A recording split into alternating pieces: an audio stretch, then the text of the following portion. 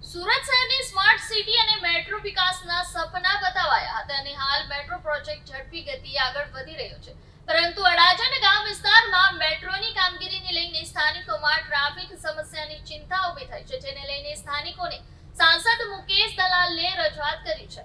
Smart city Surat અંતર્ગત metro પ્રોજેક્ટનું કામ ઝડપથી પ્રગતિમાં છે। અડાજણ ગામ વિસ્તારમાં મેટ્રો સ્ટેશન અને તેની સીડીના નિર્માણને લઈને સ્થાનિકોએ સંભવિત ટ્રાફિક સમસ્યાની રજૂઆત સુરતના સાંસદ મુકેશ દલાલ સમક્ષ કરી હતી। સ્થાનિકોએ જણાવ્યું હતું કે આ વિસ્તારમાં મંદિર, સંસ્કૃત પાઠશાળા અને નગર પ્રાથમિક શાળા હોવાને કારણે વર્ષોથી ટ્રાફિકની સમસ્યા છે, જે લગ્ન સિઝનમાં વધુ ગંભીર બને છે।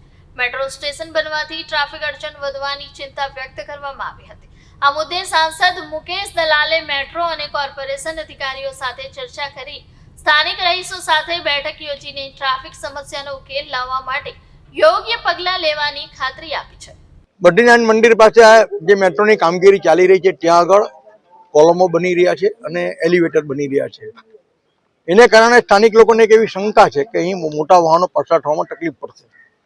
આથી સ્થાનિક જે મેટ્રોના અધિકારીઓ છે એની જોડે આપણે મિટિંગ કરી સ્થળ નિરીક્ષણ કર્યું અને અધિકારીઓએ ખાતરી આપી છે કે અમે તમને પ્રેક્ટિકલ બતાવીશું કે અહીં મોટા વાહનને વળાવવામાં કોઈ તકલીફ પડવાની નથી।